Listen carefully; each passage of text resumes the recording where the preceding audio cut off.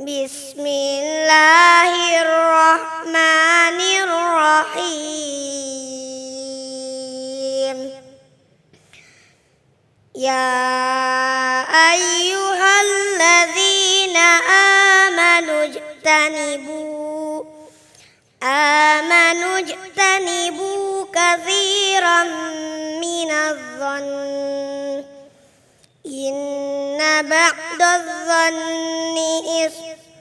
wa la tajassasu wa la yaghtab ba'dukum ba'da ayuhibbu ahadukum ayyakula lahma akhihi maitan fakarihtumuh wattaqullah innallaha tawwabur rahim. Shadaqallahul azim. Bismillahirrahmanirrahim. Assalamualaikum warahmatullahi wabarakatuh. Alhamdulillahirabbil alamin. Wa bihi nasta'inu ala umurid dunya waddin. Wassalatu wassalamu ala asrofil anbiya'i wal mursalin. Sayyidina wa maulana wa habibina wa safina Muhammadin. Wa ala alihi wa sahbihi ajma'in. Asyhadu an la ilaha illallah wahdahu la syarikalah wa asyhadu anna Muhammadan abduhu wa rasuluh. Ibu, Bapak, masih hidup? Alhamdulillah. Kita syukuri karena kehidupan ini adalah ladang untuk amal-amal kita. Jangan sampai kehidupan dinodai oleh sesuatu yang merusak amal-amal kita. Salah satu amal kebaikan bisa rusak karena adanya surat Al-Hujurat ayat 12 yang baru saja dibaca tadi. Satu, jangan suka su'udzon, yaitu sangka buruk. Kita harus husnudzon. Yang kedua, jangan tajasus, mencari-cari kesalahan orang lain. Karena sebaik-baik orang adalah orang yang sibuk mencari kesalahan sendiri dan tidak sempat mencari kesalahan orang lain. Karena seringnya kalau kesalahan orang lain mudah sekali dilihat, tapi kalau kesalahan sendiri lupa untuk melihatnya. Betul? Yang ketiga, jangan kamu menggunjing, ghibah. Karena orang yang ghibah itu ibarat makan bangkai saudaranya. Fakaritumu, seharusnya kamu itu jijik. Halo? Ada enggak orang yang suka ghibah? Dan kadang-kadang kalau ditegur, jangan kamu ghibah. Kenapa? Karena ini, kadang-kadang malah dia nekat. Ngomongnya gimana? Ini kan kenyataan. Justru nyata itu disebut ghibah. Kalau enggak benar berarti fitnah. Tetapi hari ini kita akan bahas tentang bagaimana kita berhusnudzon. Karena sering kita ini kalau sudah beda politik, kalau sudah beda ideologi, kalau sudah beda apapun kepentingan kita, mudah sekali kita suudzon. Terutama waktu pilkada, terutama waktu pemilu, betul enggak? Semua yang dari lawan pasti itu salah, semua yang dari kawan pasti itu benar. Apa seperti itu? Sampai hari ini kadang-kadang karena suudzon itu tidak bercampurnya 01 dan 02 tidak bisa bersatu, betul? Antara cebong sama kampret saja jadi masalah, betul? Padahal sekarang udah bersatu, cebong sama kampret, udah jadi cempret, cebong sama kampret. Betul, Bu? Karena toh semuanya sementara. Maka satu, jangan ada saling suudzon. Karena apa? Karena itu akan tidak memberi ketenangan dalam hidup kita. Makanya orang nikah yang dicari adalah sakinah, mawaddah warohmah. Sakinah artinya tidak boleh saling curiga, tidak boleh suudzon. Sakinah ada 5 makna, tapi saya terangkan satu. Ini kalau saya terangkan semua, ilmu saya habis, saya enggak diundang ke iNews lagi. Ya. Satu, sakinah yang pertama itu, mohon maaf, sakinah artinya tempat tinggal. Maka orang Arab kalau bertanya, aina taskun, di mana kamu bersakinah? Maka tempat tinggal harus membuat orang itu kerasan di rumahnya. Dan kerasan di rumah tidak harus berapa in TV-nya. Bukan ada kolam renang atau tidak di dalam rumahnya. Bukan karena kulkasnya berapa puluh pintu. Tapi karena ada amal agama, sakinah. Maka kalau ada seorang bapak-bapak kok sering telat ke kantor, berarti dia sakinah di rumahnya. Pulang dari kantor kok pengen segera pulang ke rumah, dia homesick terus, dia sakinah di rumahnya. Tapi yang saya bahas yang kedua sekarang adalah, mohon maaf bukan sakinah itu, sakinah kaitannya jangan ada kecurigaan. Ini berkaitan dengan surat Al-Fat. Dulu ada orang-orang muslim, itu berbaiat pada baiatul Aqobah. Waktu baiatul Aqobah, maka semuanya berbaiat. Tetapi tidak semuanya kenal. Maka saling curiga. Ada yang suudon. Oh jangan-jangan dia itu mohon maaf berbaiat sini hanya untuk cari rampasan perang, cari amannya, cari itu semuanya. Karena nggak saling kenal. Jangan-jangan 01 ternyata 02. Jangan-jangan 02 ternyata 01. Jangan-jangan operasi plastik ngakunya dipukuli orang di bandara. Mungkin. Maka saling curiga. Karena saling curiga maka Allah turunkan sakinata fi qulubihim. Allah turunkan sakinah. Sakinah yang kita maksud sekarang adalah jalan saling. Maka suami istri yang beres tidak boleh ada saling curiga. Dimulai dari handphone. Bu, karena dari handphone bisa menjauhkan yang dekat, bisa mendekatkan yang jauh. Maka handphone jangan saling mencurigakan. Jangan ada suudon kaitannya dengan handphone. Maka ciri suami yang gak beres, kalau handphonenya di password gak bisa dipakai istri. Maka kalau pengen beres, mulai hari ini biar tidak ada suudon, handphone suami harus bisa dipakai istri, handphone istri harus bisa pakai suami. Kalau perlu nanti handphone suami pinjamkan istri seminggu. Terus bapak beli lagi dengan nomor baru. Sama aja. Ciri-cirinya Bu, handphone suami itu, ibu kalau telepon nama ibu ditulis apa? Itu untuk menghindarkan biar tidak ada suudon. Biar selalu husnudon. Kalau nama ibu masih ditulis Yayang, Bebek, Lovers misalnya itu, atau Cinta, Hani masih oke. Tapi kalau nama ibu ditulis Mama 1, Mama 2, Mama 3 ada aja di masalah. Atau setiap ibu telepon selalu dia lari ke kamar mandi. Kenapa? Karena tulisannya ibu di situ, nama ibu ditulis Mabes Polri, Mako Brimob, Bareskrim, apalagi kalau nama ibu di handphone suami ditulis Mak Lampir. Mak Lampir telepon. Ini sudah jadi masalah. Kenapa? Karena tidak hanya istri mengeluhkan suami, suami juga mengeluh pada istri. Karena sejak zaman gadget ini, istri saya gimana saya nggak suudon, sudah di dalam selimut aja memancarkan nur. Ya Pak? Sudah di dalam selimut, bersinar di dalam selimut. Setelah dibuka bukan wajahnya bersinar tapi mainan. Nah pelakunya ada di sini, Masya Allah luar biasa nih.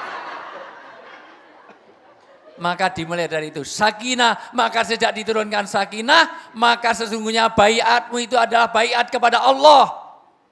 Maka orang muslim jangan suudon pada yang lain. Karena ketika baiat sama dengan orang nikah. Orang nikah tidak sedang berjanji kepada mertua. Karena ketika menikah itu dengan mitsaqon ghalidho, perjanjian yang kokoh, yang berat, yang suci. Maka seorang suami, yang belum nikah, dengerin. Jangan-jangan pula tidur aja. Saya ini serius, yang di belakang itu billahi taufik wa hidayah. Ada persandaran langsung ini. Pak dengerin. Ketika Bapak, mohon maaf, ketika Bapak menikahi wanita, sesungguhnya Anda sedang berbaiat kepada Allah. Maka mengucapkannya harus satu zaman, satu makan. Tidak boleh terlalu lama. Kalau terlalu lama diulang. Kalau 3 kali nggak lancar, kata Imam Syafi'i rahmatullahi alaih, wudu. Wudu nggak lancar, hari itu nggak boleh dinikahkan. Harus ganti hari. Makanya kalau di sini mohon maaf Bu. Di mana ini? Di Keranji ini Bu. Nah ya di Ranji ini mohon maaf kadang-kadang dikasih contekan. Karena Bapak Ibu rata-rata nikahnya belum pengalaman. Iya, betul kan? Nah, kalau saya insya Allah lancar karena sering niat-niat. Saya terima, kalau terlalu lama enggak boleh. Karena itu mitsaqon qoli itu. Pakai insya Allah aja enggak sah. Ya insya Allah saya terima Pak, enggak sah.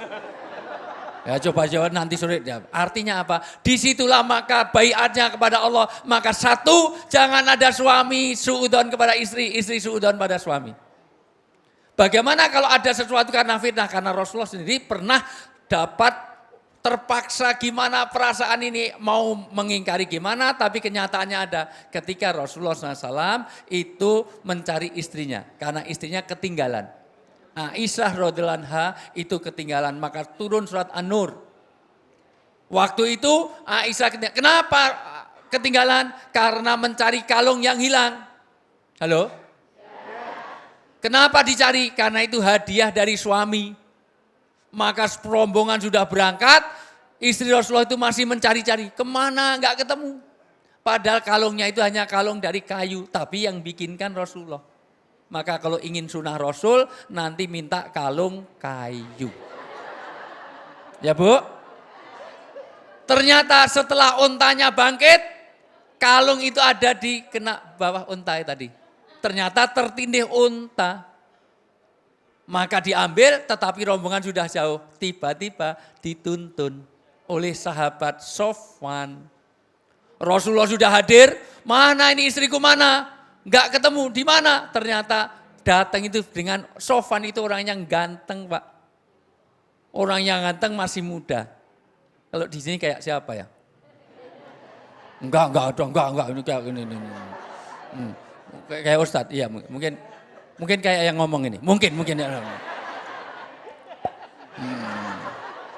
Maka mencurigakan, gimana? Maka Rasulullah sendiri, maka sikap pertama tabayun, apa Bu? Tabayun. Karena belum tentu yang kita lihat itu sesungguhnya benar adanya. Artinya apa? Belum tentu yang dilihat itu sama dengan kenyataannya. Ternyata betul karena ketinggalan tadi. Maka turun ayat jangan sampai menyebarkan fitnah. Allah itu selingkuh. Padahal kenyataannya beda. Ada orang nyium orang bukan karena nyium. Oh mungkin ternyata dia pingsan. Enggak ada yang nolong. Maka bantuan pernapasan. Walaupun nanti ada syaratnya. Kapan? Kalau itu betul-betul pingsan. Kalau batuk-batuk terus bantuan pernapasan ya jangan. 2, enggak ada orang lain. 3, memang dia ahli medis. Iya Bu. Jangan kok, cantik bantuan pernapasan. Udah tua, pakai selang aja. Enggak boleh. Berarti itu beda, motifnya beda. Betul Bu? Ya, maka jangan suudon. Karena belum tentu yang terjadi. Kenapa? Karena itu larangan. Ayatnya mengatakan kamu jangan suudon. Karena salah satu suudon itu menjadi dosa. Akhirnya betul, orang yang menyebarkan tadi, yang berial fitnah, dia akan menanggung dosanya. Maka hati-hati dengan jempol. Yudillu bihi kasiro wa yadibi kasiro. Banyak orang terselamatkan dari jempol karena WA group. Tapi banyak orang celaka karena apalagi masalah corona. Masalah semuanya hoak. Ada 172. Terkumpul 172. Hoak semuanya. Dia bukan dokter, bukan ahli kesehatan, bukan ahli politik, main WA saja semuanya. Corona, luar biasa. Apalagi kaitannya dengan suami istri. Karena nanti setan itu akan menghembuskan nafasati fil ukot. Ibu, maka kita suruh berlindung dari godaan-godaan setan, dari suudon satu dengan yang lain. Dengan khusnudon nanti akan jadi tenang. Dulu, Ibu, Nabi Ayub alaihissalam juga pernah terjadi. Artinya apa? Ketika Nabi Ayub kena musibah luar biasa, istrinya ini orang yang solihah juga. Tetapi kena, ini, sakit, berkepanjangan segala macam, maka ikut meninggalkan. Karena apa? Karena sangka-sangka buruk yang akhirnya Nabi Ayub mengatakan apa? Kalau kamu nanti kembali ke sini, saya pukul kamu 100 kali. Maka nanti ada suami boleh mukul istri. Tapi syaratnya ada 10. 1, kalau betul-betul melanggar agama. Kalau hanya makan banyak, tidurnya betah, ngorok, ngentutan, ngeleran, ngantuan. Maka tidak boleh dipukul. Kalau hanya baunya balsem, kalau tidurnya ngorok, dengkur, tidak masuk. 2 terbukti. 3 tidak boleh di wajah. Suami mukul istri nggak boleh di wajah. 4 tidak boleh menciderai. 5 tidak boleh mengeluarkan darah. 6 tidak boleh memar. 7 hanya boleh pakai alat tidur, itu keterangan ulama. Jadi kalau ada istri melanggar, Pak dengerin. Kalau melanggar agama boleh dipukul pakai bantal, pakai guling, pakai selimut. Pakai raket nyamuk nggak boleh. Disetrum pakai raket nyamuk. Itu bukan alat tidur. Meja, kursi bukan alat tidur ya. Kalau sekali melanggar boleh dipukul pakai guling, 2 kali pakai guling, 3 kali pakai guling, 4 kali masih melanggar pakai guling, dalamnya kasih linggis. Itu istri apa itu sudah.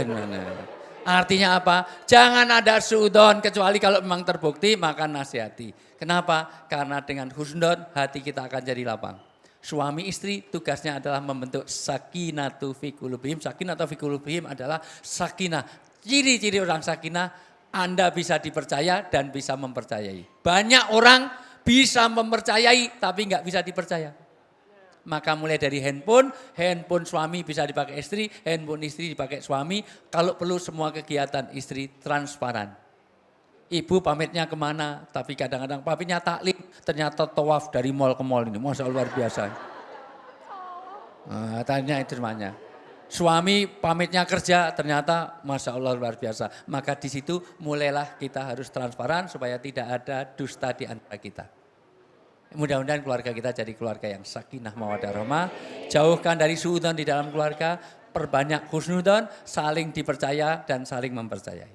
Gitu. Amin ya rabbal alamin. Baik, guru sedikit pertanyaan dari aku nih guru. Ada nih orang yang suka ngeles guru. Ya. Aneh emang gak pernah suudzon, cuman aneh waspada. Nah, itu kadang-kadang kita beda ini bingung antara suudzon sama waspada nih guru. Ya, waspada itu boleh kalau memang dia terpapar. Misalnya orang ini sudah terketahui memang sering mencuri misalnya. Maka kalau naruh barang-barang bukan kita suudzon, barang-barangnya kita simpen. Karena ini ada orang yang sudah keluar masuk penjara, sering mencuri, maka kita waspada boleh.